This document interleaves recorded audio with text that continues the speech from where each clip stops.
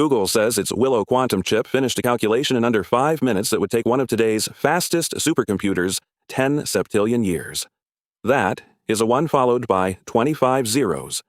So if a chip this small can humiliate a machine the size of a building, why are Google, Microsoft, Meta, and Amazon still racing to build power-hungry AI campuses? Why not replace the GPU chips, shut down the cooling towers, and send everyone's electric bill back down? Because Willow did something real.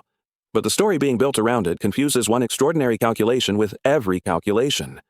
And the physical reality may be even stranger. Quantum computing probably will not erase the AI data center. It may bolt a second, colder infrastructure race onto the first one. Willow is a superconducting quantum processor with 105 physical qubits. Its most important result was not the 10 septillion year headline. It was error correction. Quantum information is fragile. Heat, vibration, radiation, or a tiny control error can destroy it. So researchers spread one useful, or logical, qubit across many physical qubits, then constantly check and correct mistakes. On Willow, Google used 101 physical qubits to build a distance 7 logical memory. When the team made the code larger, the error rate fell instead of rising. That is called operating below threshold, and it is a genuine milestone toward machines that can run long, reliable algorithms. But notice the scale. Almost the entire 105-qubit chip was used to protect one logical memory. The U.S. Department of Energy's new Quantum Genesis program is targeting fault-tolerant systems with logical qubits in the low hundreds by 2028. That is progress. It is also a reminder of how far the viral version skips ahead. The 10 septillion year estimate came from random circuit sampling. Think of it as an obstacle course designed to prove a quantum processor can generate a pattern that is brutally difficult to reproduce classically. Willow crushed that obstacle course, but Google's own explanation says random circuit sampling has no known commercial application. It does not train a language model. It does not serve a search result. It does not render a movie, route a package, settle a bank payment, or store your photos. In 2025, Google announced a more meaningful experiment called quantum echoes. Willow ran a particular quantum chaos calculation in about 2 hours, and Google estimated a classical supercomputer would take 13,000 times longer. The result can be checked by another quantum system and may point toward better molecular structure measurements. That is much closer to useful science.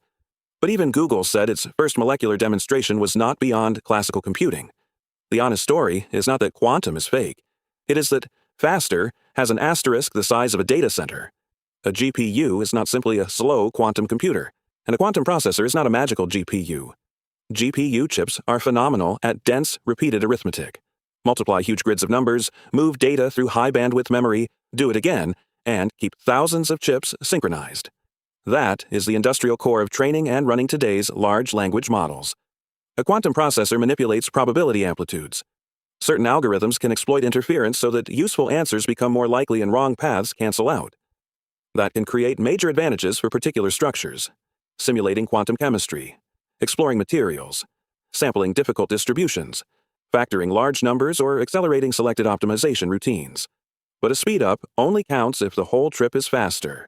Not just the few seconds spent inside the QPU, you still have to prepare the input, run error correction, repeat measurements, decode the output, and hand the result back to a classical system. Modern AI begins with classical data: text, images, audio, video, gradients, model weights. Loading an arbitrary mountain of classical data into quantum states can take away the theoretical advantage before the algorithm starts. Then there is the output problem. A quantum state can contain an enormous amount of information, but measurement does not let you download all of it like a file. You get samples. If your application needs a giant classical answer, readout becomes another bottleneck. Google researchers have shown that once training data are available, classical machine learning models can match some quantum models even on problems built to look quantum. And a 2026 peer-reviewed quantum ML experiment said, the early hope for practical advantage on ordinary images, audio, and text has been dampened in large part by the difficulty of loading that data reliably. Quantum machine learning may matter most when the data are born quantum, measurements of molecules, materials, or other quantum systems, or when one narrow subroutine has a proven end-to-end advantage. So what could a useful quantum computer replace? Not the data center. A bottleneck inside a workflow. Imagine a pharmaceutical simulation where classical computers handle the database, AI predicts promising molecules, GPU chips train the model, and a quantum processor tackles one electronic structure calculation that explodes beyond classical memory. Or a battery lab, where AI proposes new materials, the QPU simulates quantum behavior that the GPU can only approximate, and the classical supercomputer checks, optimizes, and turns that result into something engineers can use. Google calls the lab quantum AI for a reason. Its strongest claim is not that a quantum chip will replace AI. It is that quantum hardware could generate scientific training data that classical machines cannot reach and accelerate selected learning architectures. That is a coprocessor story, the same way GPU chips did not eliminate CPU chips. They joined them and helped create a much larger computing industry. In early 2026, IBM and Japan's Riken reported a chemistry workflow that connected an IBM Heron quantum processor to the entire Fugaku supercomputer in a closed loop. Fugaku is not a laptop waiting to be replaced.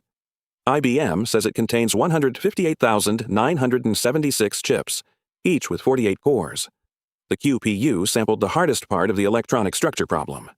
The classical machine processed those samples, refined the solution, and sent work back. IBM says the next step is to add GPU chips.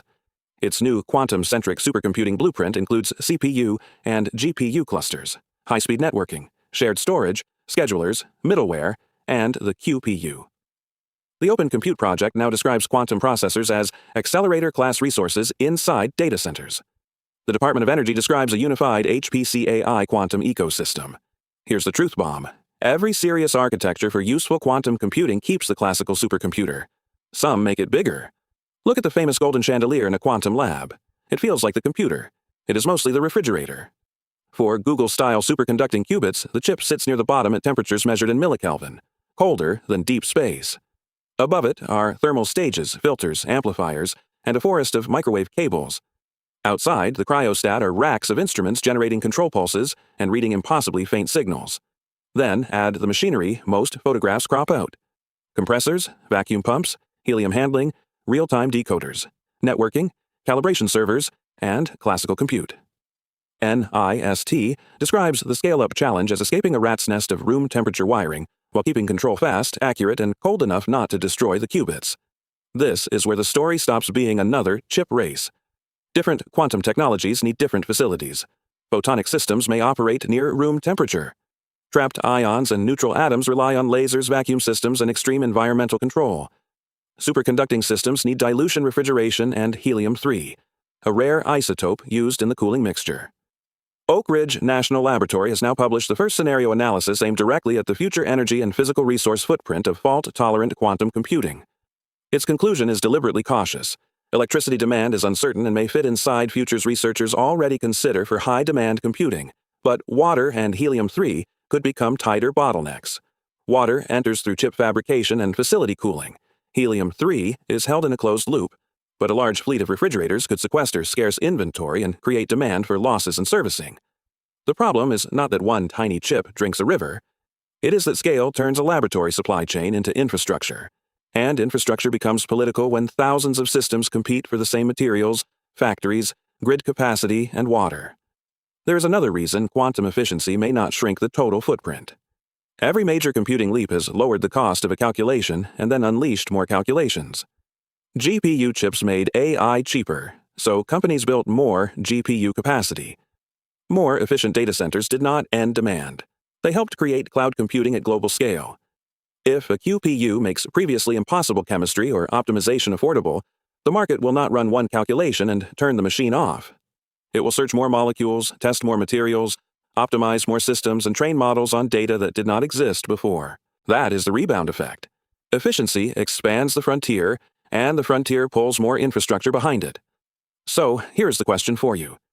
If quantum computing can accelerate discovery but creates new water and material pressure, should communities demand resource disclosure before the first large facilities are built, or wait until the industry knows which machines actually work? Google's breakthrough matters. Below-threshold error correction is one of the clearest signs that large quantum computers may be buildable.